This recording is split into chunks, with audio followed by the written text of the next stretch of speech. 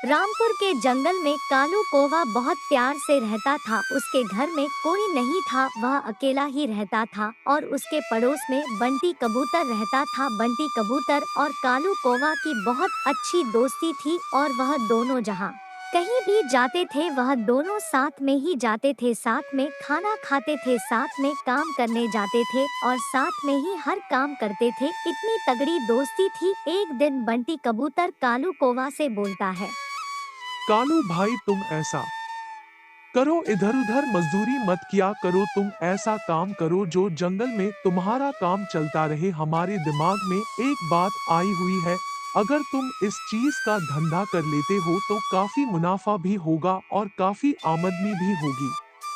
बंटी भाई आप ही बताओ मैं कौन सा धंधा जंगल में कर सकता हूँ ताकि मुनाफा भी हो और काम भी चलता रहे। और मेरे घर में तुम जानते हो दूसरा कोई है नहीं, मैं अकेला रहता हूँ। अकेले पेट के लिए मुझे कितना कमाना है, जो भी थोड़ा सा ज्यादा सा मिल जाएगा उतने में गुजर मेरा हो जाएगा।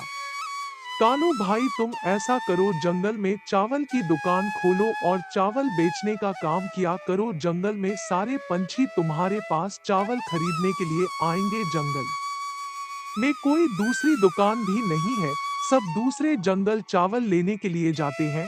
अगर तुम इस जंगल में चावल की दुकान लगाओगे और चावल बेचने का काम करोगे तो तुम्हारी काफी आमदनी हो कालू जाएगी। कौवा अगले दिन से जंगल में चावल की दुकान लगने लगता है और सारे जंगल के पंछी कालू कौवा के दुकान पर चावल लेने के लिए आने लगते हैं और कालू कौवा की अच्छी खासी बिक्री होने लगती है। कालू कौवा की दुकान बहुत अच्छी चलने लगती है। धीरे धीरे समय बहुत बीत जाता है और कालू कौवा को तब बंटी कबूतर की याद आती है। तब एक दिन कालू कौवा बंटी कबूतर के घर पहुंच जाता है और बंटी कबूतर से बोलता है।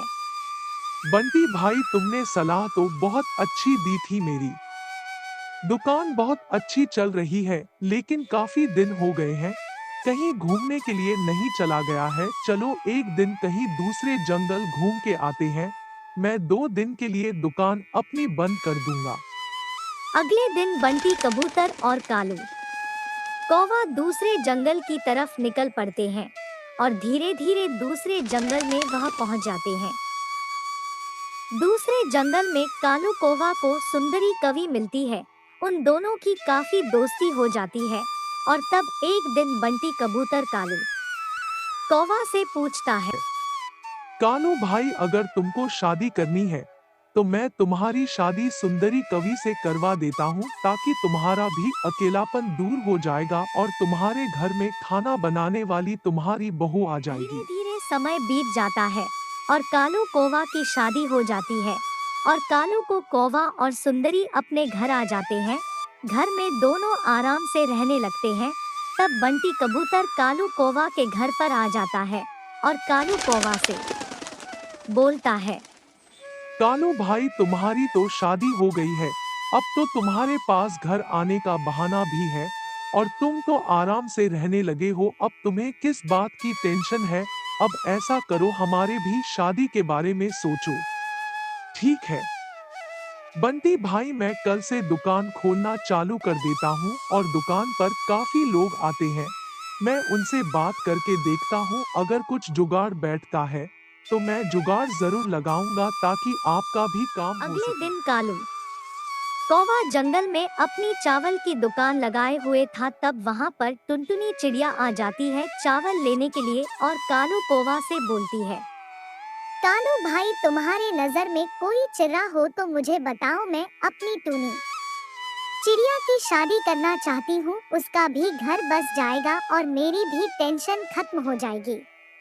टुनटुनी बहन तुम परेशान मत हो, मेरे पास एक चिड़ा है जो शादी करने के लिए तैयार हो जाएगा और अगर आप करना चाहती हो तो मैं उससे बात करके देखता हूँ और कल मैं उसको अपने दुकान पर लेकर आता हूँ, आप आकर वहीं पर देख अगले लेना। दिन कालू कौवा और बंटी कबूतर दुकान पर थे। वहाँ पर टुनटुनी चिड़िया भी थी। टुनटुनी चिड़िया बंटी कबूतर को देखते हैं और उससे बोलती है। तुम अगर शादी करना चाहो तो मेरे टोनी चिड़िया से कर सकते हो, मैं इसीलिए आई हूँ। बंटी कबूतर मान जाता है और दोनों की शादी हो जाती है और दोनों प्यार से अपने घर में रहने लगते हैं। भैया वीडियो पसंद आए लाइक सब्सक्राइब करना और कमेंट में बताना वीडियो कैसी लगी।